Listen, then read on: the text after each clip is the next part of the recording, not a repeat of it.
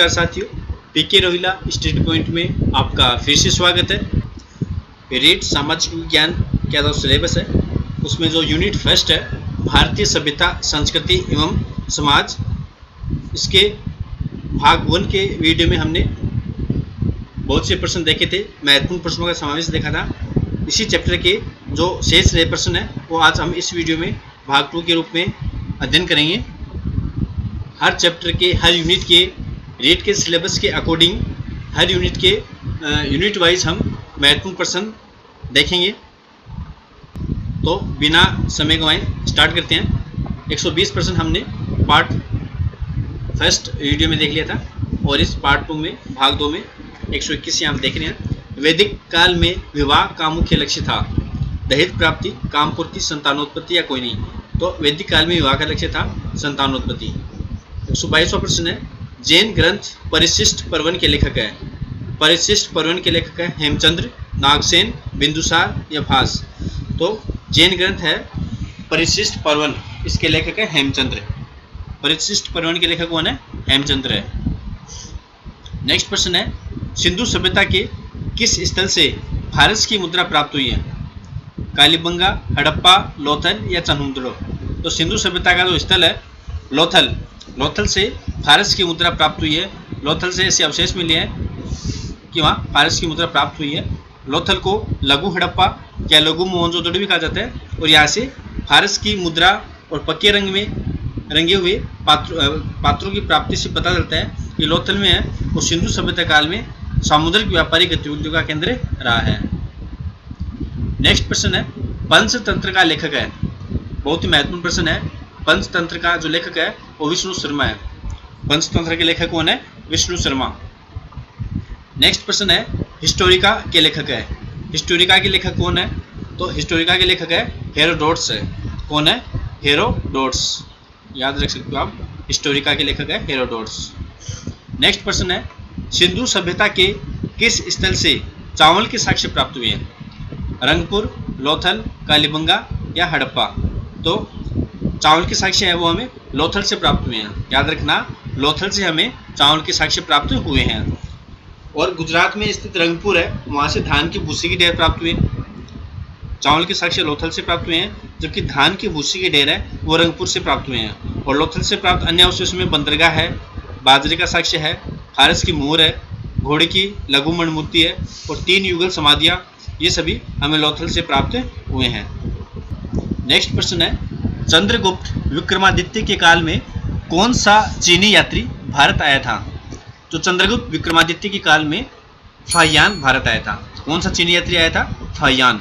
याद रखना, फाहियान है वो चंद्रगुप्त विक्रमादित्य यानी चंद्रगुप्त द्वितीय के काल में आया था। नेक्स्ट प्रश्न है हिताबुल हिंद या तहकीक ए हिंद किसने लिखी? सुलेमान, अल मसूदी, फरिश्ता या अलबरूनी। तो हिताबुल हिंद या तहकीक ए हिंद है ये अलबरूनी ने लिखी थी। किसने लिखी? अलबरूनी ने। नेक्स्ट प्रश्न है निम्नलिखित में से मोहनजोदड़ो की सबसे बड़ी इमारत कौन सी है? स्नानागार, धार्मिक सभा स्थल, महाविद्यालय भवन या अन्नागार। तो मोहनजोदड़ो की सबसे बड़ी जो इमारत है वो अन्नागार है। कौन सी है? अन्नागार।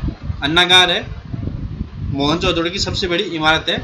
यह 45.71 मीटर लंबी और 15.23 मीटर चौड़ी है।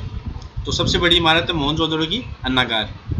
नेक्स्ट प्रश्न है निम्नलिखित में से कौन सा एक हड़प्पा स्थल हिंदुकुश के उत्तर में स्थित है?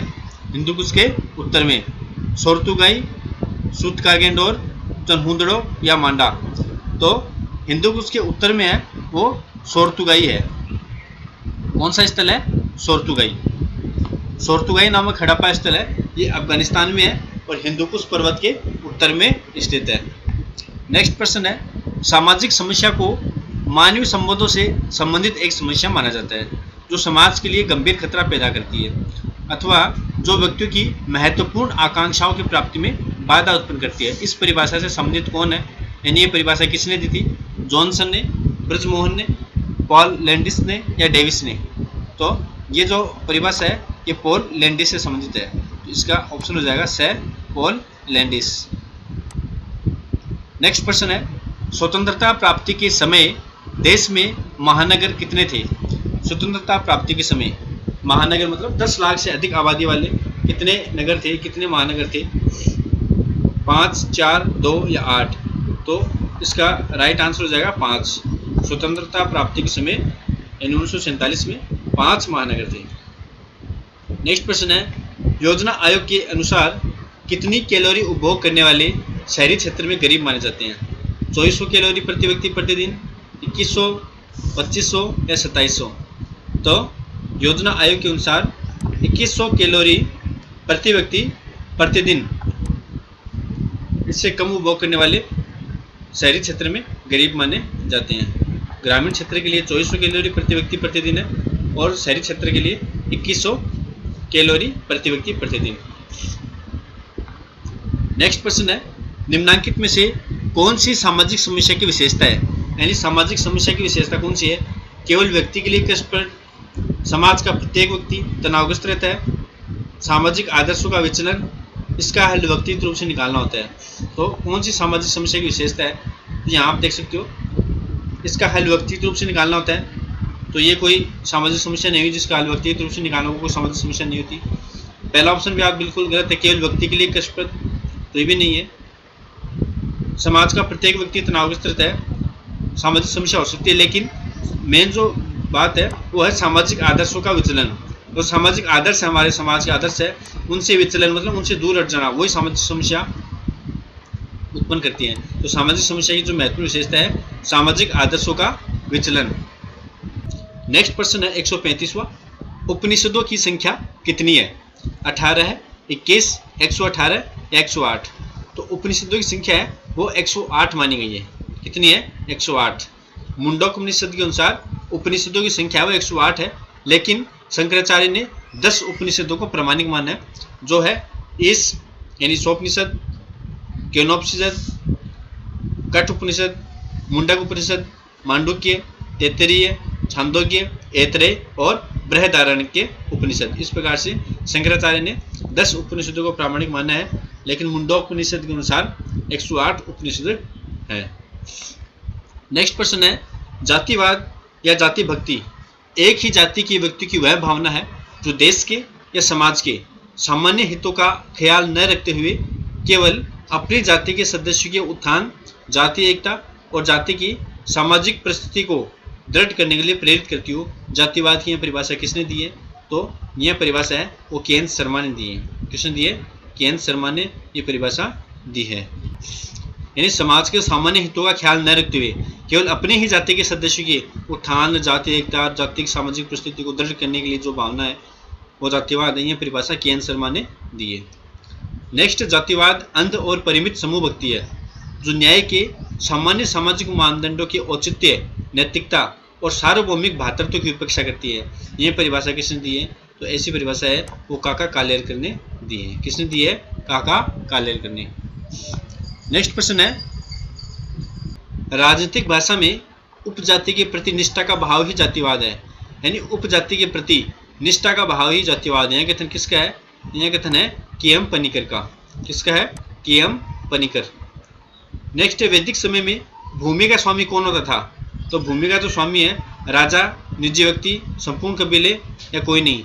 तो वैदिक समय में भूमि का स्वामी है वो संपूर्ण कबीले होता था। संपूर्ण कबीले ही भूमि का स्वामी होता था वैदिक काल में।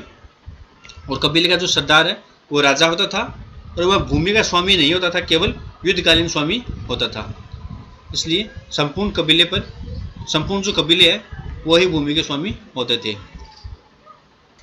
नेक्स्ट प्रश्न है, प्रयाग प्रशस्ति किस शैली में लिखी गई है? शोरसनी, गद्य, पद्य या गद्य व पद दोनों? तो प्रयाग प्रशस्ति है वो गद्य और पद दोनों में लिखी गई है। नेक्स्ट प्रश्न है, ह्वेनसांग किस भारतीय शासक के काल में भारत आया था? हर्ष, समुद्रगुप्त, चंद्रगुप्त मौर्य या अशोक? तो ह्वेनसांग है वो हर्ष के शासनकाल में भारत आया था। याद रखना, ह्वेनसांग हर्ष के शासनकाल में। नेक्स्ट प्रश्न है, निम्नलिखित में से सिंधु सभ्यता का कौन सा स्थल 3 भागों में विभाजित है? लोथल, कालीबंगा, धोलावीरा या चन्हूदड़ो? तो सिंधु सभ्यता कौन सा स्थल है वो 3 भागों में विभाजित है? तो ऐसा जो स्थल है वो है धोलावीरा। जो धोलावीरा है वो 3 भागों में विभाजित है। गुजरात के कच्छ में स्थित धोलावीरा की खोज है R.S. विष्ट ने की थी। यह नगर 3 भागों में विभाजित है। यहाँ की जल निकासी अति विशिष्ट है और इस नगर का दुर्गीकृत किला पश्चिम की बजाय दक्षिण में स्थित है। इस प्रकार से विशेषताएं हैं धोलावीरा की। नेक्स्ट है हड़प्पा सभ्यता का पता किसने लगाया? तो हड़प्पा सभ्यता का पता है वो राय बहादुर साहनी ने लगाया। किसने लगाया? राय बहादुर साहनी। नेक्स्ट है मोहनजोदड़ो का पता किसने लगाया? मोहनजोदड़ो का पता है वो आर.डी. बनर्जी यानी राखलदास बनर्जी ने लगाया। तो इसका ऑप्शन से जाएगा मोहनजोदड़ो का पता, मोहनजोदड़ो की खोज राखलदास बनर्जी ने और हड़प्पा सभ्यता की राय बहादुर साहनी ने। नेक्स्ट प्रश्न है निम्नलिखित में से सही कूट का चयन कीजिए। तो पहला है सर जॉन मार्शल ने हड़प्पा सभ्यता को सिंधु सभ्यता नाम दिया। बिल्कुल सही है, जॉन मार्शल ने हड़प्पा सभ्यता को सिंधु सभ्यता नाम भी दिया था। नेक्स्ट सिंधु सभ्यता का आकार चौकोर है। ये कथन बिल्कुल गलत है क्योंकि सिंधु सभ्यता का आकार चौकोर नहीं बल्कि त्रिभुजाकार था। अगला है सिंधु सभ्यता में पक्षियों में कबूतर की पूजा होती थी। यह कथन भी सही है। सिंधु सभ्यता में सबसे अधिक जनसंख्या मोहनजोदड़ो में निवास करती थी। ये बात भी बिल्कुल सही है। इस प्रकार से चारों कथनों में से ये दूसरा कथन है ये गलत है कि सिंधु सभ्यता का आकार चौकोर है। ये कथन गलत है क्योंकि सिंधु सभ्यता का आकार है वो त्रिभुजाकार था। इस प्रकार से 1, 3 और 4 ये 3 कथन है ये सही है। तो ए हमारा सही हो जाएगा ए। 146वां प्रश्न है मुर्दों का टीला शाब्दिक अर्थ है, यानी मुर्दों का टीला ये किसका अर्थ है? शाब्दिक अर्थ है हड़प्पा का, लोथल का, मोहनजोदड़ो या कालीबंगा का। तो मोहनजोदड़ो का जो शाब्दिक अर्थ है वो है मुर्दों का टीला। तो आपको याद रखना है मोहनजोदड़ो का अर्थ है मुर्दों का टीला, कालीबंगा का अर्थ है काली चूड़ियाँ। अगला प्रश्न है हड़प्पा में सभ्यता का पता सर्वप्रथम किस वर्ष चला? कि हड़प्पा सभ्यता का पता है वो सर्वप्रथम किस वर्ष चला? तो हड़प्पा में सभ्यता का पता है वो 1921 में चला। कब चला? 1921 में। याद रखना हड़प्पा सभ्यता का पता है वो 1921 में, जबकि मोहनजोदड़ो का 1922 में पता चला था। नेक्स्ट प्रश्न है निम्नलिखित में से किसने हड़प्पा एवं मोहनजोदड़ो को जुड़वा राजधानी बताया है? यानी किस महाशय ने हड़प्पा और मोहनजोदड़ो को जुड़वा राजधानी बताया है? तो इसका राइट आंसर हो जाएगा स्टुअर्ट पिगट। स्टुअर्ट पिगट ने हड़प्पा और मोहनजोदड़ो दोनों को जुड़वा राजधानी बताया है।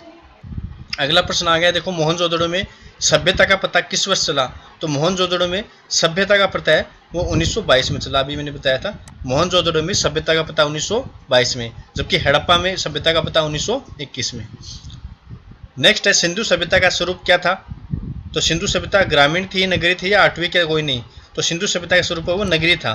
कैसा था? नगरीय। नेक्स्ट प्रश्न है निम्नलिखित में से सही कूट का चयन कीजिए। ये 4 विकल्प दिए गए हैं, 4 कथन है और उसके आधार पर कूट का निर्माण किया गया है। तो कौन से कथन सही है वो सही कूट का चयन करना है। पहला प्रश्न कथन है हड़प्पा से तांबा का पैमाना मिला है। बिल्कुल सही बात है, हड़प्पा से तांबा का पैमाना मिला है। दूसरा कथन है हड़प्पा से तांबे की इक्का गाड़ी मिली है। यह भी सही कथन है, हड़प्पा से तांबे की इक्का गाड़ी मिली है। हड़प्पा से स्वास्तिक चिन्ह के साक्ष्य मिले हैं। ये भी सही है, स्वास्तिक के चिन्ह के साक्ष्य भी मिले हैं। और हड़प्पा से एक स्त्री की मूर्ति मिली है जिसके पैर फैले हुए हैं और गर्भ से पौधा निकल रहा है। तो ये कथन भी बिल्कुल सही है। इस प्रकार से यहाँ उपयुक्त सभी जो दैव विकल्प है ये ऑप्शन सही हो जाएगा, उपयुक्त सभी। नेक्स्ट प्रश्न है सिंधु सभ्यता थी। सिंधु सभ्यता कैसी थी? वाणिज्य प्रधान, कृषि प्रधान, पशुपालन या आखेट प्रधान? तो जो सिंधु सभ्यता थी वो वाणिज्य प्रधान थी। कैसी थी? वाणिज्य प्रधान। इस प्रकार से सिंधु सभ्यता वाणिज्य प्रधान थी। अगला प्रश्न है निम्नलिखित में से गलत कूट का चयन कीजिए। तो लोथल है, लोथल की खोज S.R. राव ने की थी। बिल्कुल सही है। कालीबंगा की R.S. विष्ट ने, गलत है, R.S. विष्ट ने धोलावीरा की खोज की थी। कोरदिजी फजल अहमद खान, बिल्कुल सही है। चन्हूदड़ो M.G. मजुमदार। इस प्रकार से कालीबंगा R.S. विष्ट ये ऑप्शन विकल्प है ये गलत हो जाएगा क्योंकि कालीबंगा राजस्थान के गंगानगर जिले में है और इसकी जो खोज है अमलानंद घोष ने की थी। कालीबंगा की खोज किसने की थी? अमलानंद घोष ने 1953 में। और जो R.S. विष्ट है इसने धोलावीरा की खोज की थी। नेक्स्ट है 154वां प्रश्न है सिंधु सभ्यता के लोग निम्नलिखित में से किस पशु से अपरिचित थे? यानी किसको नहीं जानते थे? भैंस से, ऊंट से, बैल से या अश्व से? किससे अपरिचित थे? तो अश्व से अपरिचित थे, यानी घोड़े से अपरिचित थे। नेक्स्ट है अधिकांश इतिहासकारों का मत है कि सिंधु घाटी के निर्माता थे? शक, आर्य, द्रविड़ या कुषाण? तो सिंधु घाटी के जो निर्माता है वो द्रविड़ को कहा जाता है। इतिहासकार किसको मानते हैं? द्रविड़ को। द्रविड़ जाति के जो लोग थे उनको ही सिंधु घाटी के निर्माता कहा जाता है। नेक्स्ट है हड़प्पा सभ्यता के किस नगर से भूकंप आने के प्रमाण मिले हैं? यानी कौन सा स्थल है हड़प्पा सभ्यता का जहाँ से भूकंप आने के प्रमाण मिले हैं? लोथल, कालीबंगा, धोलावीरा या चन्हूदड़ो? तो कालीबंगा से इस प्रकार के प्रमाण प्राप्त हुए हैं। कालीबंगा राजस्थान में घग्गर नदी यानी सरस्वती नदी के तट पर स्थित है और इसका शाब्दिक अर्थ होता है कालीबंगा का काले रंग की चूड़िया। इस नगर से भूकंप आने का प्राचीनतम साक्ष्य भी हमें मिला है। नेक्स्ट प्रश्न है सिंधु सभ्यता से संबंधित नगरों में सड़कें एक दूसरे को समकोण पर काटती हुई थी। ये सड़कें क्या थी? कच्ची, पक्की या पथरीली या कोई नहीं? तो सिंधु सभ्यता में नगरों में जो सड़कें थी वो कच्ची थी। कैसी थी? कच्ची। नेक्स्ट है सिंधु सभ्यता के लोग थे शाकाहारी थे, मांसाहारी थे या फलाहारी?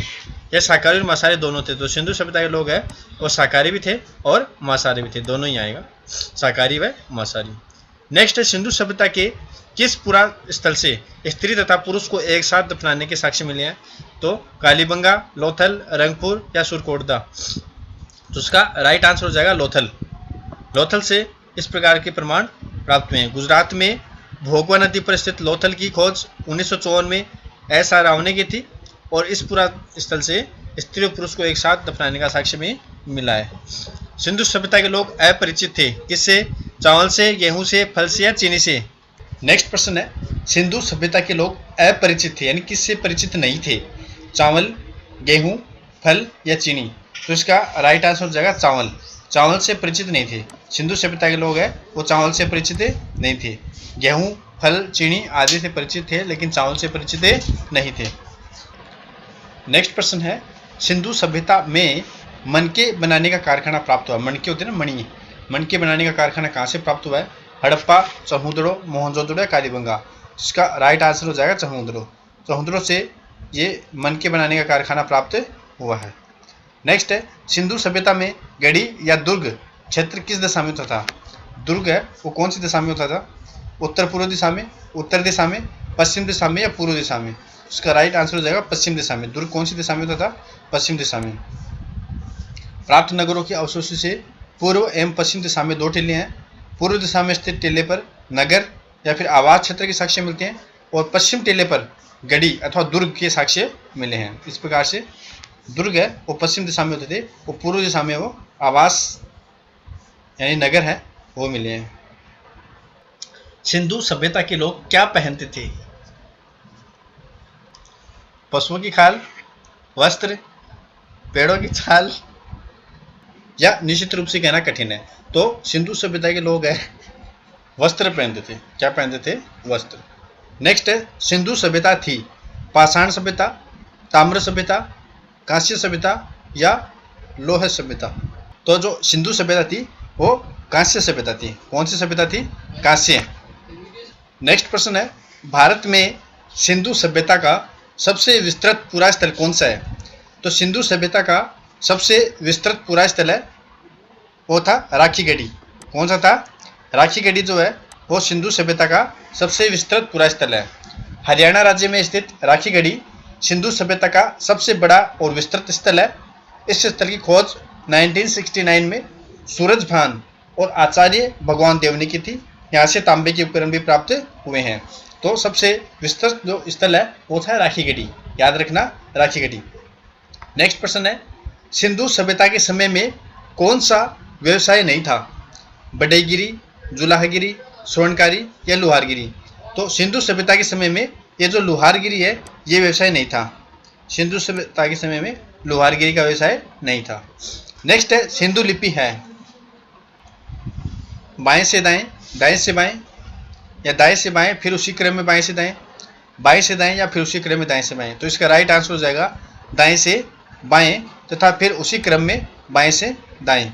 ये इसका राइट आंसर हो जाएगा। इन जो सिंधु लिपि थी वो थी दाएं से बाएं, दाएं से बाएं और फिर उसी क्रम में बाएं से दाएं। नेक्स्ट है सिंधु सभ्यता के किस स्थल से एक कब्र में मानव के साथ कुत्ते दफनाने के भी साक्ष्य प्राप्त हुए हैं? लोथल से, रोपड़ से, सुरकोटड़ा या देसलपुर? तो कब्र में मानव के साथ कुत्ते दफनाने का जो साक्ष्य है वो हमें रोपड़ से प्राप्त हुए हैं। कौन से स्थल से? रोपड़ स्थल से प्राप्त हुए हैं। इसके बारे में आपको मैं बता देता हूँ कि पंजाब में सतलज नदी किनारे ये रोपड़ की जो सभ्यता है वहाँ पर एक कब्रिस्तान भी मिला है जिसमें एक कब्र के साथ मानव के साथ कुत्ते दफनाने के साक्ष्य भी हमें प्राप्त हुए हैं।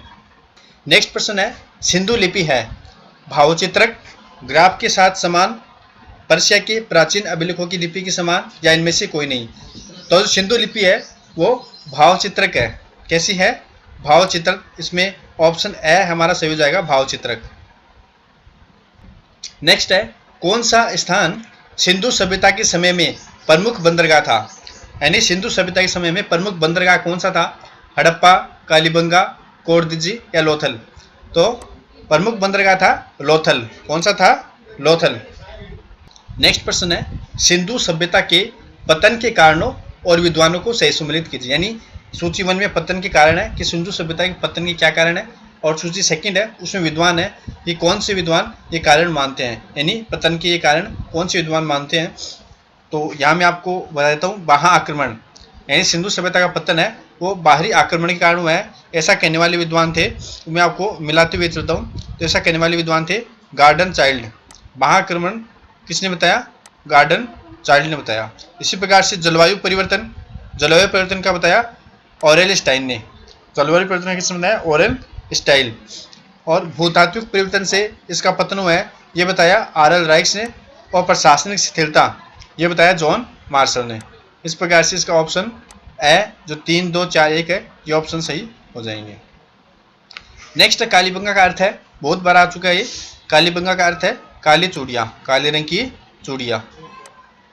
नेक्स्ट है, किस पुरा स्थल से हाथी दांत तथा सीप का पैमाना मिला है? हाथी दांत और सीप का पैमाना। कालीबंगा रंगपुर, मोहनजोदड़ो कालीबंगा, मोहनजोदड़ो लोथल, ये कालीबंगा सुरकोटड़ा। तो हाथी दांत और सीप का पैमाना है वो मोहनजोदड़ो और लोथल से मिला है। मोहनजोदड़ो से हाथी दांत तथा सीप निर्मित एक पैमाना प्राप्त हुआ है और लोथल से एक हाथी दांत का पैमाना मिला है और तथा सीप उद्योग भी विकसित था। नेक्स्ट प्रश्न है 174वां, सिंधु सभ्यता का विशालतम केंद्र है हड़प्पा, मोहनजोदड़ो, कालीबंगा या लोथल? तो बहुत ही आसान सवाल है ये। सिंधु सभ्यता का विशालतम केंद्र है मोहनजोदड़ो है। सबसे बड़ा केंद्र कौन सा है? मोहनजोदड़ो।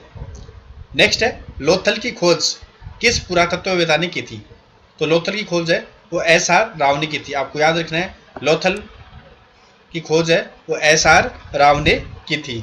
नेक्स्ट प्रश्न है, भारत सेवक समाज नामक संस्था ने किस सिंधु सभ्यता के पूरा स्थल को खोजने में सहायता प्रदान की थी? बैसलपुर, राखीगढ़ी, आलमगीरपुर या अरंगपुर? तो भारत सेवक समाज ने आलमगीरपुर है वो उत्तर प्रदेश में मेरठ जिले में यमुना की सहायक नदी है हिंडन नदी, उस पर स्थित है। और यह हड़प्पा सभ्यता का सर्वाधिक पूर्वी पुरातत्व स्थल है। इस पुरा स्थल की खोज में भारत सेवक समाज संस्था का विशेष योगदान रहा था। नेक्स्ट सिंधु सभ्यता का लगभग समय था। तो इसका जो समय था सिंधु सभ्यता का वो 2300 से 1750 ईस्वी पूर्व माना जाता है। प्रश्न है, पुरातत्ववेत्ताओं ने सिंधु सभ्यता के कितने स्थानों को यानी कितने स्थलों को अब तक खोजने में सफलता प्राप्त की है? 400, 300, 200 या 100? तो अब तक 400 स्थलों को खोजा जा चुका है। सिंधु सभ्यता के अब तक 400 स्थलों को खोजा जा चुका है। नेक्स्ट प्रश्न है, मोहनजोदड़ो की प्रसिद्ध मुहर पर देवता किन पशुओं से गिरे थे? तो इसका जो राइट ऑप्शन हो जाएगा गेंडा, हाथी, भैंसा और चीता। तो ऑप्शन ब है इसका राइट आंसर हो जाएगा, ऑप्शन ब। गेंडा, हाथी, भैंसा और चीता। मोहनजोदड़ो से प्राप्त एक मुहर पर एक साधु का चित्र मिला है जो पद्मासन मुद्रा में विराजमान है, जिससे पशुपति शिव की संज्ञा दी गई है। और इसके दाईं ओर चीता, हाथी और बाईं ओर गेंडा और भैंसा चित्रित की गए हैं। नेक्स्ट प्रश्न है, सिंधु सभ्यता के लोग मकान बनाने के लिए किसका प्रयोग करते थे? पत्थर का, मिट्टी का या मिट्टी की बनी कच्ची ईंटों का या पक्की ईंटों का? तो सिंधु सभ्यता के लोग हैं वो मकान बनाने के लिए वो पक्की ईंटों का प्रयोग करते थे। नेक्स्ट प्रश्न है, प्रसिद्ध स्नानागार स्थित था। तो प्रसिद्ध स्नानागार था वो कहाँ पे था? हड़प्पा में, मोहनजोदड़ो में, लोथल या कोरदजी? तो स्नानागार है वो मोहनजोदड़ो में था। प्रसिद्ध स्नानागार कहाँ स्थित था? मोहनजोदड़ो में।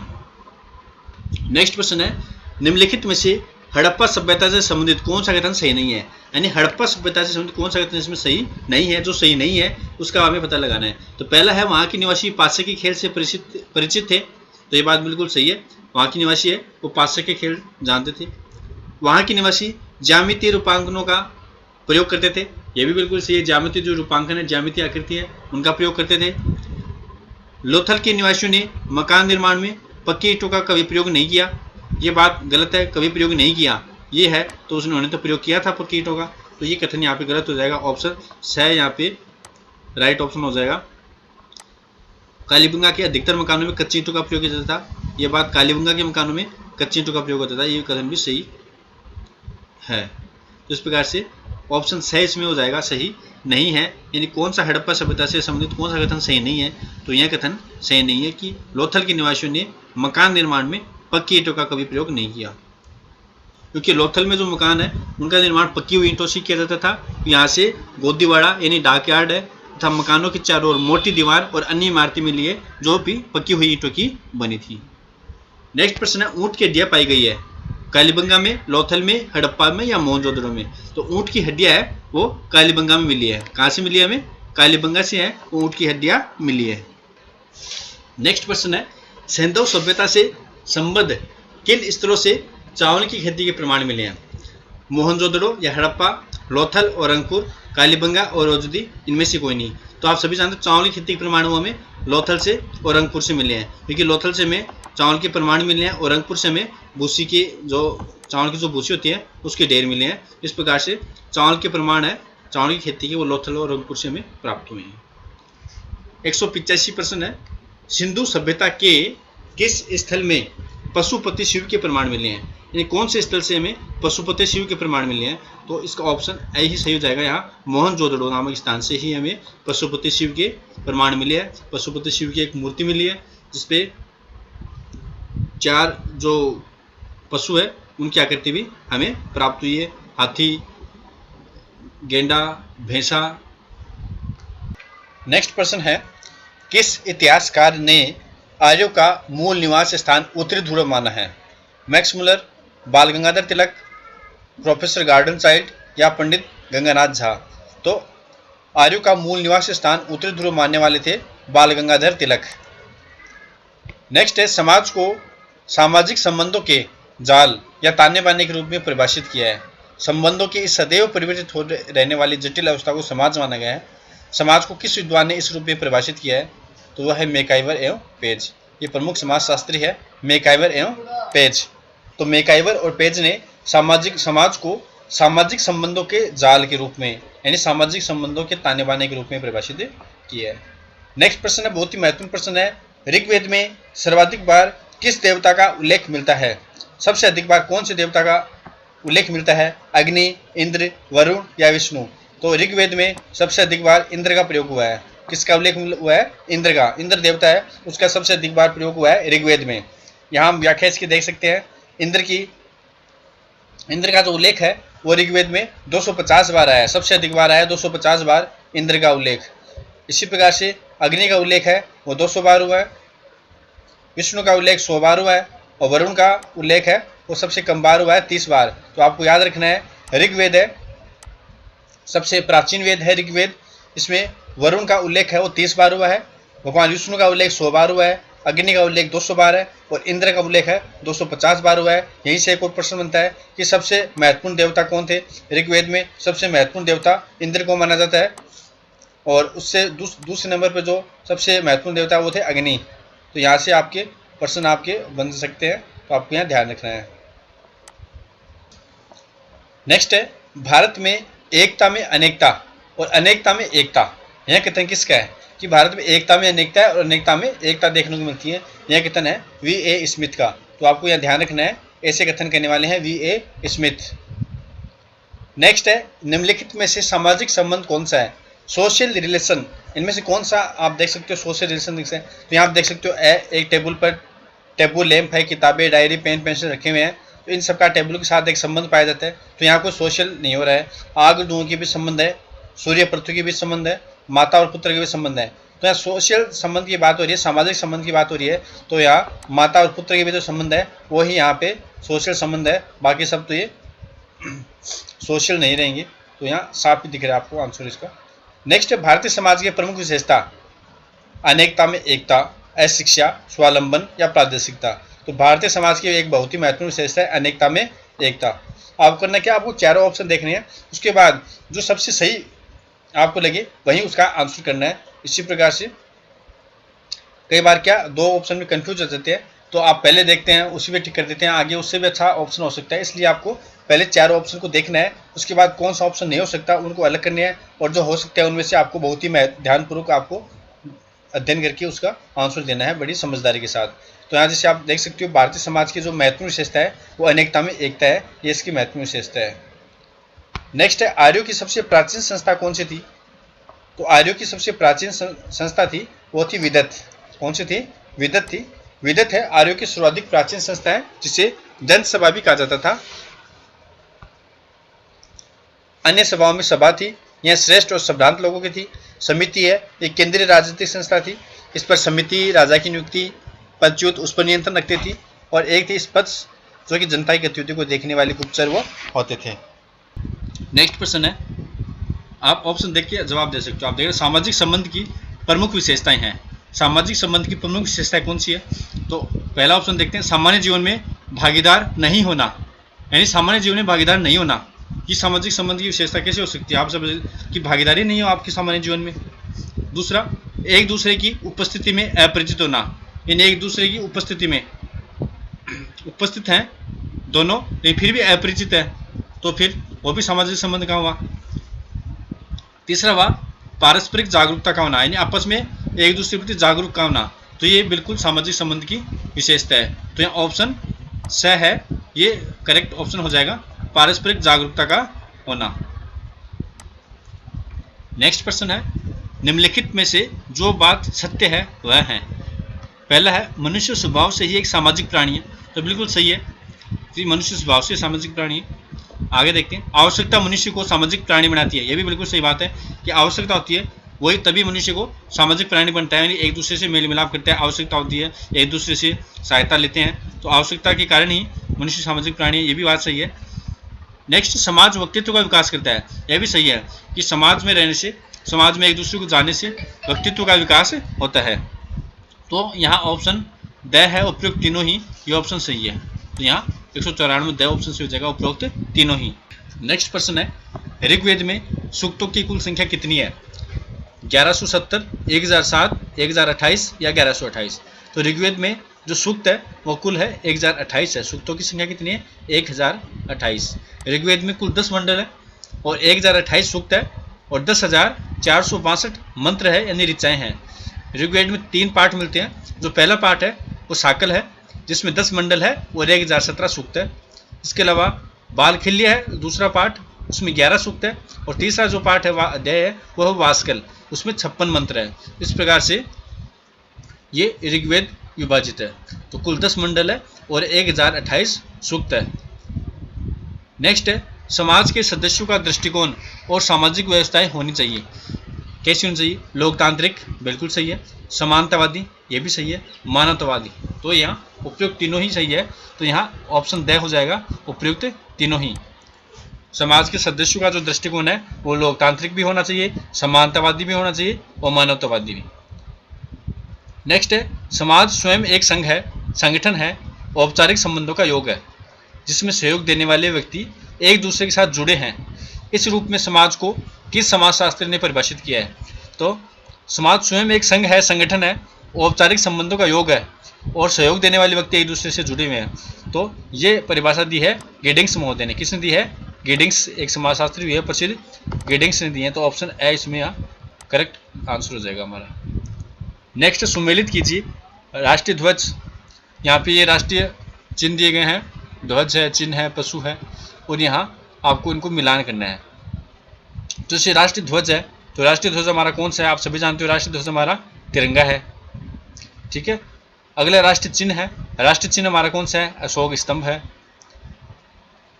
राष्ट्रीय पशु हमारा कौन सा है, राष्ट्रीय पशु बाघ है। राष्ट्रीय पक्षी हमारा मोर है। तो इस प्रकार से ऑप्शन ये 3, 4, 2, 1 ये ऑप्शन हमारे करेक्ट बैठते हैं। तो ये ऑप्शन सही इसमें करेक्ट आंसर हो जाएगा। नेक्स्ट है, निम्नलिखित में से किसको ब्रह्मवेद कहा जाता है? ब्रह्मवेद किसको कहा जाता है? अथर्ववेद को। कौन से वेद को? अथर्ववेद को ब्रह्मवेद भी कहा जाता है, क्योंकि इसका प्रधान पुरोहित है वो ब्रह्मा होता था। कौन होता था? ब्रह्मा। नेक्स्ट प्रश्न है, सुमेलित करना है। तो राष्ट्रीय खेल, तो हमारा राष्ट्रीय खेल वो कौन सा है? राष्ट्रीय खेल हमारा हॉकी है। राष्ट्रगान, राष्ट्रगान हमारा जनगण मन। राष्ट्रगीत वंदे मातरम है। और राष्ट्रीय पुष्प है हमारा कमल का फूल। इस प्रकार से ऑप्शन 3, 1, 4, 2 यहाँ ऑप्शन स में मिलेगा। तो यहाँ ये ऑप्शन इसका राइट आंसर हो जाएगा। नेक्स्ट है, समाज को सामाजिक संबंधों की ऐसी व्यवस्था किस समाजशास्त्री ने माना है जिसमें रहकर प्रत्येक व्यक्ति अपने व्यवहारों का समाजीकरण करता है? तो ऐसा माना है मैकाइवर ने। मैकाइवर ने माना है कि समाज है वो सामाजिक संबंधों की ऐसी व्यवस्था है जिसमें रहकर प्रत्येक व्यक्ति अपने व्यवहार का समाजीकरण करता है, अपने व्यवहार का सोशलाइजेशन करता है, समाजीकरण करता है। नेक्स्ट है, सत्यमेव जयते उक्ति सर्वप्रथम कहाँ व्यक्त की गई? मुंडकोपनिषद, ऋग्वेद, मनुस्मृति या ऐतरेय ब्राह्मण? तो सत्यमेव जयते है यह उक्ति मुंडकोपनिषद, जो उपनिषद है मुंडकोपनिषद, वहाँ से ली गई है। सत्यमेव जयते नामक आदर्श वाक्य है वो मुंडकोपनिषद से लिया गया है और भारत सरकार के राज चिन्ह पर भी अंकित है। इसका अर्थ है सत्य की सदैव जीत होती है। यह है सत्यमेव जयते। नेक्स्ट है, ऐसा सामाजिक समूह है जिसका एक सामान्य निवास होता है, आर्थिक सहयोग होता है और जिसमें प्रजनन क्रिया पाई जाती है, उसी क्या कहते हैं? ऐसी सामाजिक संस्था है वो परिवार कहलाती है। ये कहलाती है परिवार। नेक्स्ट, समाज को एक व्यवस्था माना गया है जो व्यक्तियों को अपनी ओर आकर्षित करती है और उन्हें औपचारिक संबंधों में बांधती है, जिनके द्वारा अन्य सदस्य भी बंधे रहते हैं। यह मत किस समाजशास्त्री का है? यह मत है गिडिंग्स का है। किसका है? गिडिंग्स महोदय का है कि समाज है एक व्यवस्था है जो औपचारिक संबंधों के द्वारा सभी सदस्य उसमें बंधे रहते हैं। नेक्स्ट है, समाज की सबसे छोटी इकाई है नातेदारी, राष्ट्र, व्यक्ति या परिवार? तो समाज की जो सबसे छोटी इकाई है वो है परिवार। नेक्स्ट, सिंधु सभ्यता के किस स्थल से डाक यार्ड यानी जहाजों की गोदी के साक्ष्य मिली है? गोदीवाड़ा जिसको बोलते हैं, तो इसके साक्ष्य मिले हैं। कहाँ से मिले हैं? लोथल से, कालीबंगा से, सुरकोटड़ा से, हड़प्पा से। तो ये लोथल से मिले हैं हमें। डाक यार्ड यानी जहाज़ों की गोदी के साक्ष्य है वो लोथल से मिले हैं।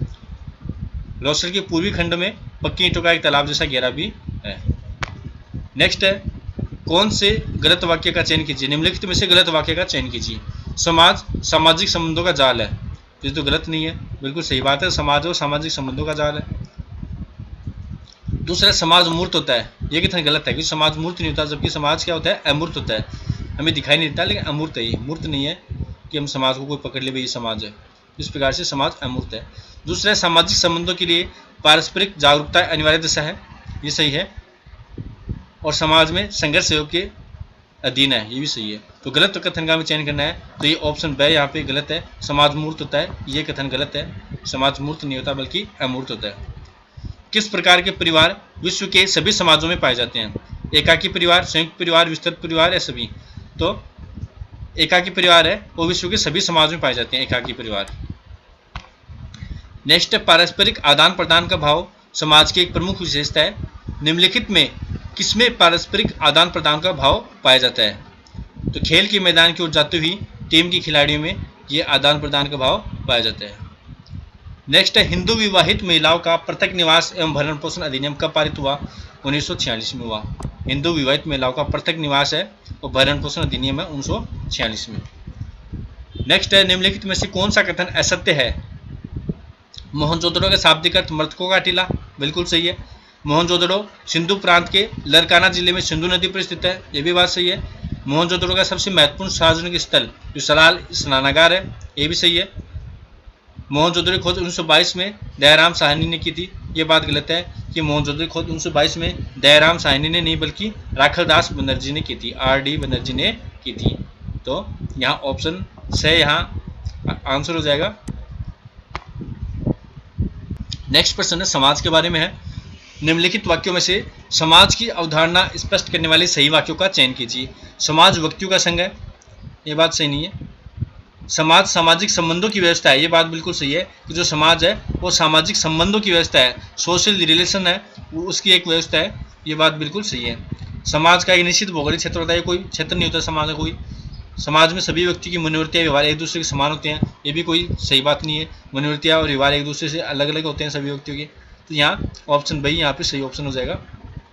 नेक्स्ट है, भारतीय समाज के इतिहास में 1856 का वर्ष महत्वपूर्ण सिद्ध हुआ है, क्योंकि 1856 में से क्या घटना घटित हुई थी?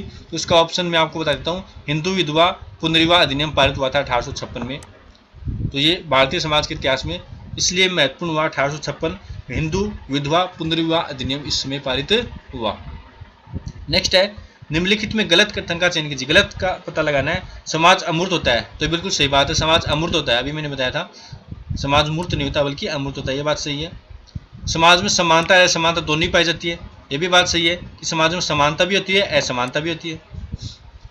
समाज में सहयोग की बजाय संघर्ष ज़्यादा महत्वपूर्ण है, ये कथन सही नहीं है कि समाज में सहयोग होना चाहिए ज़्यादा, सहयोग की बजाय संघर्ष महत्वपूर्ण, संघर्ष महत्वपूर्ण नहीं है, सहयोग महत्वपूर्ण होता है। तो यहाँ ऑप्शन स है, ये हमारा जवाब, इसका राइट आंसर हो जाएगा स। नेक्स्ट है, मुस्लिम विवाह में सही विवाह किसको माना गया है? निकाह है, मुताह है, फासिद या बातिल? तो सही विवाह है मुस्लिमों में वो निकाह को माना गया है। किसको माना गया है? निकाह को। नेक्स्ट है, सिंधु सभ्यता के किस स्थल से प्राप्त एक मूर्तिका से एक स्त्री के गर्भ से एक पौधा निकल रहा है? तो ऐसा मूर्ति में कहाँ से प्राप्त हुई है? ऐसी मूर्ति में हड़प्पा से प्राप्त हुई है। कहाँ से प्राप्त हुई है? हड़प्पा से। हड़प्पा से मिली एक मूर्तिका से एक स्त्री के गर्भ से एक पौधे को निकलती हुई दिखाया गया है। हड़प्पा में ही एक मुद्रा पर ऊपर की ओर पैर और नीचे की ओर सिर किए नग्न नारी का चित्र भी मिला है।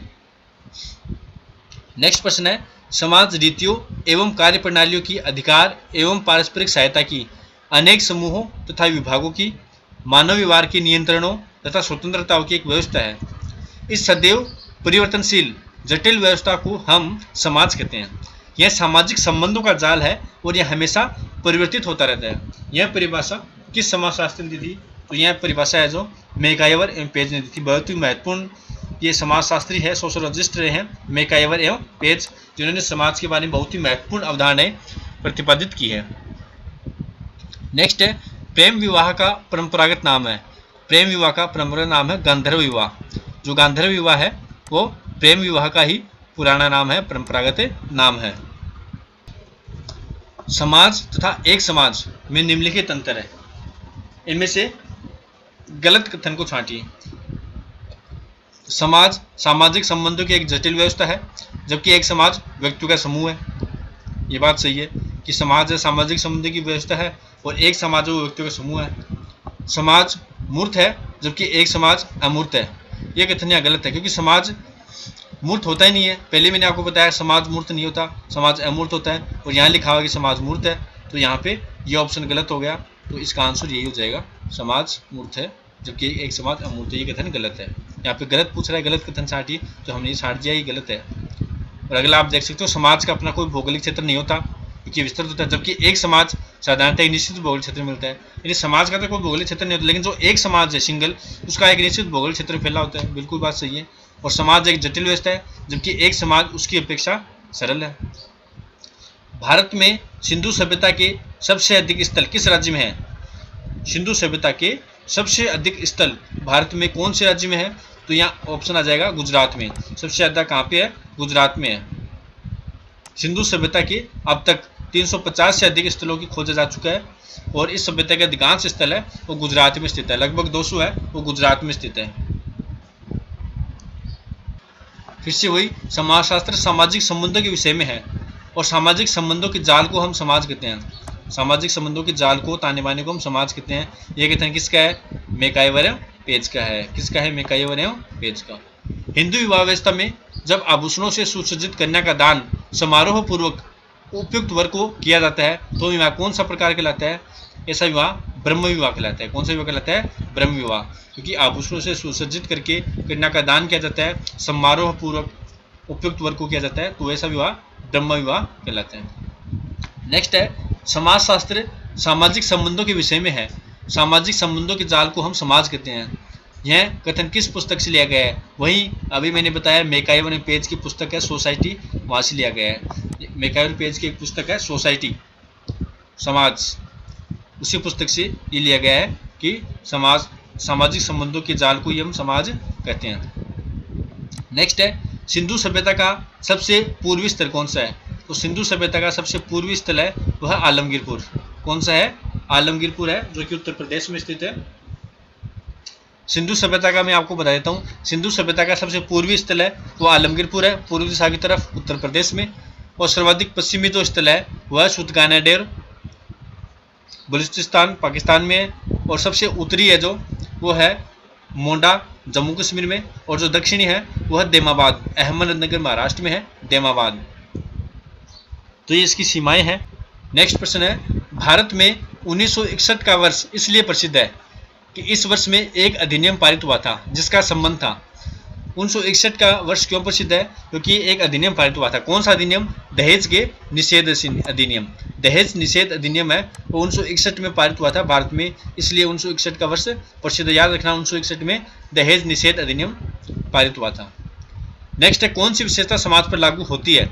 समाज में केवल समानता पाई जाती है। बिल्कुल गलत है, समाज में समानता नहीं बल्कि असमानता भी पाई जाती है। अगले समाज में केवल असमानता ही पाई जाती है, ये भी गलत है। ये सही ऑप्शन बिल्कुल सही आ जाएगा, समाज में समानता और असमानता दोनों ही पाई जाती है।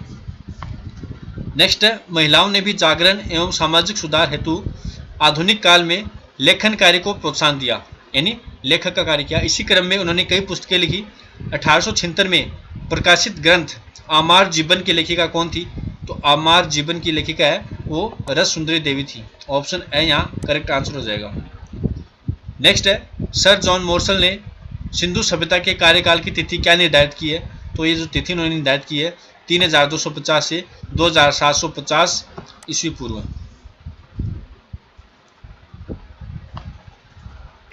सही कथन का चयन कीजिए। समाज में सहयोग या संघर्ष पाया जाता है। समाज में संघर्ष सर्वाधिक महत्वपूर्ण है। समाज में न सहयोग न ही संघर्ष पाया जाता है। समाज में सहयोग और संघर्ष दोनों पाए जाते हैं। तो ये आप भी बता सकते हो, बिल्कुल ही आसान है। समाज में सहयोग भी पाया जाता है और संघर्ष भी, दोनों ही पाए जाते हैं। तो ऑप्शन द है यार राइट आंसर हो जाएगा। नेक्स्ट है बालक का पहला शिक्षक कौन होता है? बालक का पहला शिक्षक परिवार, विद्यालय, मित्र या माता? तो यहाँ माता ऑप्शन आ गया। तो पहला शिक्षक हो गया माता। पहला शिक्षक कौन होता है? माता ही है, उसका पहला शिक्षक होता है। नेक्स्ट है निम्नलिखित में से सही कथन का चयन कीजिए। सही कौन सा इनमें से? समाज में सहयोग सामाजिक संगठन के लिए और संघर्ष सामाजिक विघटन के लिए उत्तरदायी है। बिल्कुल सही बात है। समाज में सहयोग विघटन के लिए उत्तरदायी है तो गलत है। देखो सहयोग विघटन के लिए, सहयोग से विघटन कैसे होगा समाज का? और संघर्ष से संगठन कैसे होगा? ये बात तो बिल्कुल गलत हो गई। और या तीसरा वाला ऑप्शन है समाज में सहयोग संगठन विघटन दोनों के लिए उत्तरदायी है, ये भी गलत है। तो यहाँ ऊपर है ऑप्शन ए, समाज में सहयोग सामाजिक संगठन के लिए और जो संघर्ष है वो सामाजिक विघटन के लिए उत्तरदायी है। ये ऑप्शन बिल्कुल सही है। नेक्स्ट है सिंधु सभ्यता के किस पुरातन स्थल से जुते हुए खेत के प्रमाण मिले हैं? बिल्कुल कई बार परीक्षा में आया है, जुते हुए खेत के प्रमाण हमें कालीबंगा से मिले हैं। कहाँ से मिले हैं? कालीबंगा से। हनुमानगढ़ जिले में है कालीबंगा नामक सभ्यता, यहाँ से हमें जुते हुए खेत के प्रमाण मिले हैं। और कालीबंगा राजस्थान के गंगानगर जिले में स्थित है, हनुमानगढ़ गंगानगर। और पुरातत्व स्थल की खोज सर्वप्रथम अमलानंद घोष ने की थी और यहाँ से हमें जुते हुए खेत के प्रमाण मिले हैं। और एक साथ 2 फसलों को बोने का साक्ष्य भी यहीं से हमें मिला है। नेक्स्ट है शहरीकरण। निम्न में से शहरीकरण का कौन सा प्रमुख कारण नहीं है? कुटीर उद्योगों का ह्रास, तीव्र जनसंख्या वृद्धि, आवश्यक सुविधाओं का अभाव, ये सब शहरीकरण के कारण है। बढ़ती महंगाई, ये बढ़ती महंगाई है, ये शहरीकरण का कारण नहीं है। नेक्स्ट है जिस परिवार में पिता की मृत्यु के बाद ही पुत्र का पिता की संपत्ति पर स्वतः अधिकार हो जाता है उस परिवार को क्या कहते हैं? उस परिवार को दाय भाग कहते हैं। क्या कहते हैं? दाय भाग। ऑप्शन द यहाँ राइट आंसर हो जाएगा। नेक्स्ट है नगरीकरण का परिणाम है। नगरीकरण से क्या होता है? ऑप्शन 6 यहाँ से हो जाएगा। नगरीकरण से क्या होगा? ग्रामों से नगर की ओर जनसंख्या का पलायन। यानी नगरीकरण होगा, शहरीकरण होगा तो गांव से जनसंख्या कहाँ जाएगी? नगर की ओर पलायन करेगी। नेक्स्ट है निम्नलिखित में से असत्य कथन कौन सा है? कालीबंगा से एक पल्ले वाले दरवाजे के साक्ष्य मिले हैं। कालीबंगा से आयताकार अग्निस्तंभ के साक्ष्य मिले हैं। कालीबंगा से पंचतंत्र की चालाक लोमड़ी का चित्रांकन मिलता है। कालीबंगा से ऊँट की हड्डियों के साक्ष्य मिलते हैं। तो हमें यहाँ गलत बताना है। तो यहाँ ऑप्शन 6 यहाँ गलत हो जाएगा। कालीबंगा से हमें पंचतंत्र की चालाक लोमड़ी का चित्रांकन नहीं मिलता है, ये गलत है, ये चित्रांकन नहीं मिलता है हमें। तो यहाँ ऑप्शन 6 यहाँ गलत ऑप्शन हो जाएगा, यानी यहाँ इस हिसाब से राइट हो जाएगा। बाकी सभी कालीबंगा में एक पल्ले का दरवाजा भी मिलता है, आयताकार अग्निस्तंभ भी है और ऊंट की हड्डियों के साक्ष्य भी मिले हैं, लेकिन पंचतंत्र की चालाक लोमड़ी का चित्रांकन है वो कालीबंगा में हमें नहीं मिलता। ये तो हमें लोथल में मिलता है। लोथल जो सभ्यता है, पूरा स्थल है, लोथल से पंचतंत्र की चालाक लोमड़ी का चित्रांकन मिलता है। इसके अलावा प्यासे कोवी की कथा का चित्रांकन भी लोथल में मिलता है। कहाँ मिलता है? लोथल में, याद रखना। नेक्स्ट है, पुस्तक के लेखक पूछ रहे हैं, बहुत ही महत्वपूर्ण प्रश्न है, Hindu law and custom. Hindu law and custom नामक पुस्तक के लेखक कौन है? तो जेडी मेन। नेक्स्ट है, क्षेत्रीयवाद मुख्य कारण है। क्षेत्रीयवाद का मुख्य कारण क्या है? सामाजिक तनाव का। क्षेत्रीयतावाद का मुख्य कारण क्या है? सामाजिक तनाव। अगला है, some aspect of family in Mahua. Some aspect of family in Mahua नामक पुस्तक के लेखक कौन है? तो आई.पी. देसाई है, वो इस पुस्तक के लेखक है, some aspect of family in Mahua. Next है, सिंधु सभ्यता में प्रचलित मुद्राएं सर्वाधिक मात्रा में किस आकार की थी? तो सिंधु सभ्यता में जो प्रचलित मुद्राएं थी वो अधिकतर चौकोर थी। कौन सी आकृति की थी? चौकोर है। सिंधु सभ्यता से प्रचलित मुद्राएं वर्गाकार, बेलनाकार, आयताकार, वृत्ताकार रूप में मिली है, और वर्गाकार यानी चौकोर जो मुद्राएं हैं वो सबसे ज्यादा प्रचलित थी, और मुद्राओं को बनाने में सर्वाधिक उपयोग सेल खड़ी का उपयोग किया जाता था। किसका? सेल खड़ी। लोथल और देसलपुर से तांबे की मुद्राएं भी प्राप्त हुई है। तांबे की मुद्रा कहाँ से प्राप्त हुई है? लोथल से और देसलपुर से। नेक्स्ट है, पारिवारिक तनाव को किसने बढ़ाया है? नगरीकरण ने, औद्योगिकरण ने, या दोनों ने? क्या ऑप्शन दोनों ही हो जाएंगे, नगरीकरण और औद्योगिकरण, दोनों ने पारिवारिक तनाव को बढ़ाया है। नेक्स्ट है, Hindu society at cross road नामक पुस्तक के लेखक कौन है? तो Hindu society at cross road, इसके रचयिता के.एम. पणिकर। नेक्स्ट है, श्रम विभाजन एवं श्रम विशेषीकरण की बहुतायत देखने को मिलती है। तो श्रम विभाजन एवं विशेषीकरण है वो हमें नगरों में देखने को मिलता है। कहाँ मिलता है? नगरों में। किसी भी कार्य को करने में महारत हासिल कर लेते हैं, छोटे छोटे कार्य को विभाजित करके इस प्रकार से श्रम का विभाजन कर दिया जाता है, उनको विशेषीकरण किया जाता है, तो ऐसी हमें नगरों में देखने को मिलता है।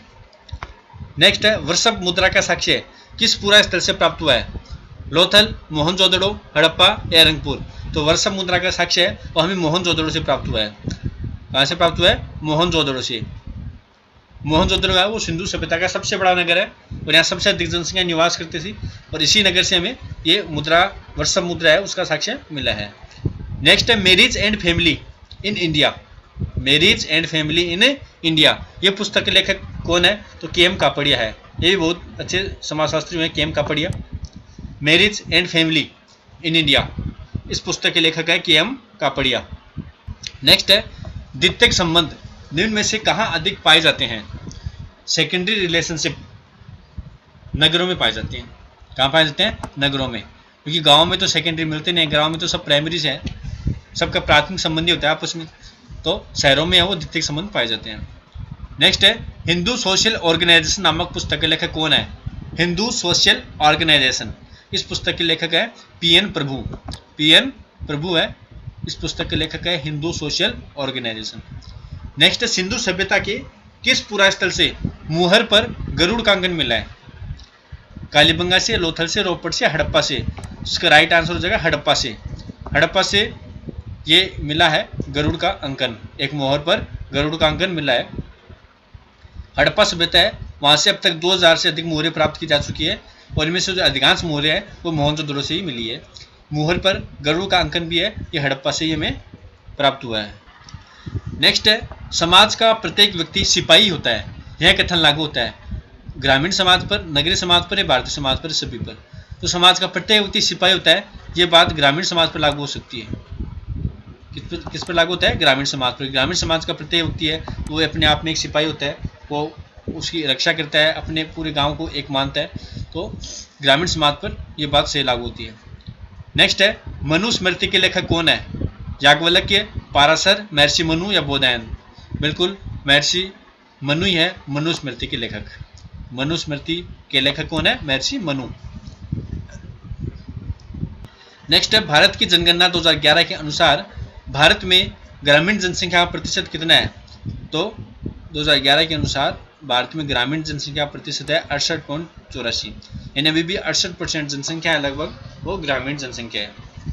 नेक्स्ट, निम्नलिखित में से सही कूट का चयन कीजिए। सही कूट कौन सा है?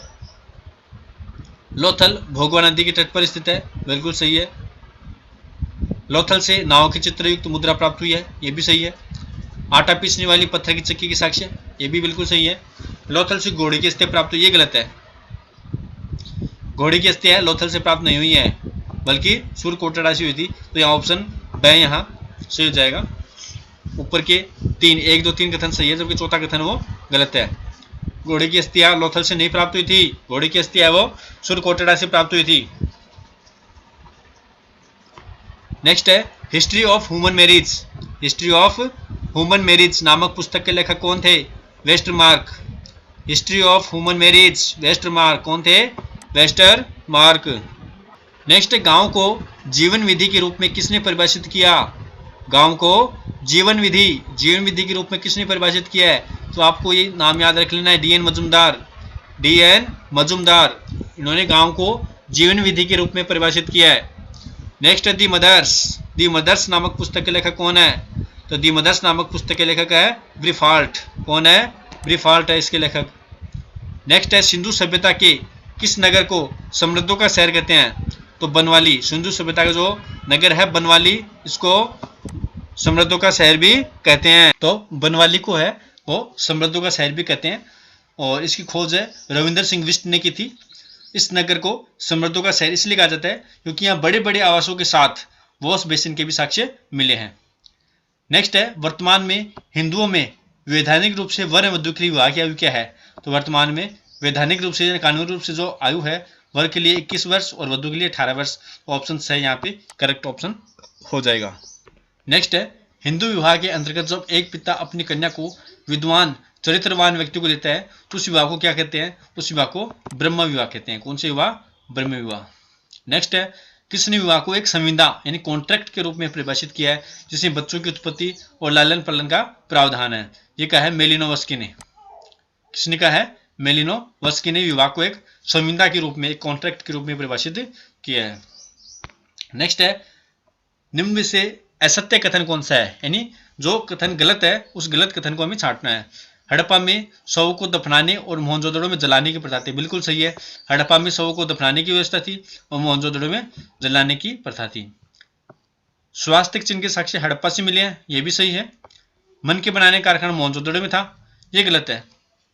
मन के भी प्रश्न आया था, मन के बनाने मणि बनाने के जो कारखाने हैं वो मोहनजोदड़ो में नहीं बल्कि लोथल में है और चमुंदड़ो में है। लोथल एवं कालीबंगा में युग्मित समाधि मिली है, ये भी सही है। तो यहाँ ऑप्शन स है, ये गलत हो जाएगा। मन के बनाने कारखाना मोहनजोदड़ो में है, ये गलत है। मोहनजोदड़ो में नहीं है मन के बनाने कारखाना, लोथल में है और चमुंदड़ो में है। नेक्स्ट प्रश्न है हिंदू विवाह अवैध गैर कानूनी है यदि दोनों पक्षों में से किसी एक का भी जीवन साथी जीवित हो। यह प्रतिबंध किसके अनुसार है? तो यह प्रतिबंध है हिंदू विवाह अधिनियम। ऑप्शन द यहाँ पे राइट आंसर हो जाएगा। नेक्स्ट है स्मृतियों में हिंदू विवाह के कितने प्रकार मिलते हैं? तो स्मृतियों में हिंदू विवाह के 8 प्रकार मिलते हैं। कितने प्रकार मिलते हैं? 8। अगला प्रश्न है महत्वपूर्ण है, कौन सा कथन असत्य है यानी कौन सा कथन गलत है? कोटदिजी और आमरी में नगर की किलेबंदी नहीं थी। लोथल की बस्ती वर्गाकार थी। हड़प्पा समाज में दास प्रथा प्रचलन नहीं था। सिंधु सभ्यता की ईंटों का अनुपात 4:2:1 होता था। तो कौन सा इसमें गलत है? तो लोथल की बस्ती वर्गाकार थी, यह कथन गलत है। लोथल की बस्ती वर्गाकार नहीं थी बल्कि आयताकार थी, यह कथन गलत है। बाकी सभी कथन है वो सही है। हड़प्पा में दास प्रथा का प्रचलन नहीं था, ये भी सही है। और सिंधु सभ्यता की ईंटों का अनुपात 4:2:1 होता था, ये भी सही है। क्योंकि लोथल की जो बस्ती है वो आयताकार होती थी, सड़कें एक दूसरे को समकोण पर काटती थी। नेक्स्ट है कौन सा आधुनिक परिवार के पुनर्निर्माण का व्यवहारिक समाधान है? तो इसको ऑप्शन सही हो जाएगा, मत्यकता पर आधारित स्वीकार्य परिवर्तनों को ही परिवार में आने देना चाहिए।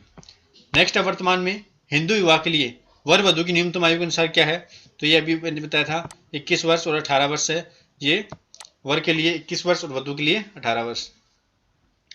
बाल विवाह निरोधक अधिनियम यानी शारदा एक्ट बाल विवाह निरोधक अधिनियम, इसी को शारदा एक्ट के नाम से जाना जाता है, किस वर्ष पारित हुआ था? तो 1929 में। किस वर्ष हुआ था? 1929 में। बच्चों याद रखना 1929 में शारदा एक्ट, बाल विवाह निरोधक अधिनियम शारदा एक्ट। नेक्स्ट है कौन सा सिंधु स्थल समुद्र से जुड़ा हुआ है? कौन सा इसमें समुद्र से जुड़ा हुआ है? लोथल। कौन सा? लोथल। गुजरात में है लोथल, अहमदाबाद में स्थित है लोथल का टीला। लोथल की सबसे प्रमुख उपलब्धि जादू की गोदी है और इस नगर से प्रसिद्ध बंदरगाह होने का भी पता चलता है।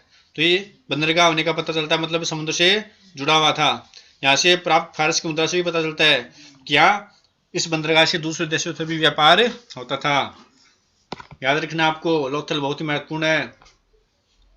नेक्स्ट प्रश्न है हिंदू विधवा पुनर्विवाह अधिनियम किस सन में पारित हुआ? हिंदू विधवा विवाह पुनर्विवाह अधिनियम 1856 में। कब हुआ था? 1856 में। ऑप्शन ए हो जाएगा यहाँ पे। नेक्स्ट चलते हैं दहेज निरोधक अधिनियम 1961। दहेज निरोधक अधिनियम 1961 में किस वर्ष संशोधन किया गया? संशोधन हुआ था 1985 में। याद रखना 1985 में संशोधन हुआ था। नेक्स्ट है सामाजिक समस्या ऐसी दशा है जो चिंता, तनाव, संघर्ष या निराशा उत्पन्न करती है और आवश्यकता पूर्ति में बाधा डालती है। यह परिभाषा किसने दी? मैकआइवर ने दी। किसने दी? मैकआइवर ने। याद रखना ऐसी सामाजिक समस्या ऐसी दशा है जो चिंता, तनाव, संघर्ष उत्पन्न करती है और आवश्यकता पूर्ति में बाधा डालती है। यह परिभाषा किसने दी? मैकआइवर ने। किसने दी? मैकआइवर ने। तो आपकी जो यूनिट फर्स्ट है भारतीय सभ्यता, संस्कृति और समाज, भारतीय सभ्यता, संस्कृति और समाज।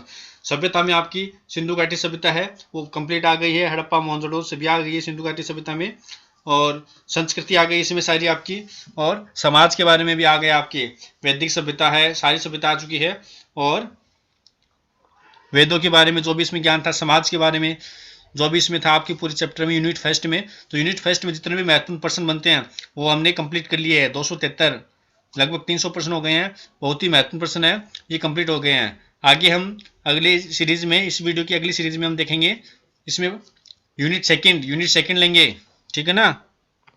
तो वीडियो को ज़्यादा लाइक करो, शेयर करो और अपने सभी दोस्तों में व्हाट्सएप पे, फेसबुक पे, टेलीग्राम पे शेयर कर दो सबको। और इसकी आपको पीडीएफ चाहिए, आप मेरे टेलीग्राम चैनल को ज्वाइन कर लें। डिस्क्रिप्शन में टेलीग्राम चैनल का लिंक दिया हुआ है, वहाँ से आप टेलीग्राम पे ज्वाइन करके और यहाँ उसकी पीडीएफ भी प्राप्त कर सकते हैं।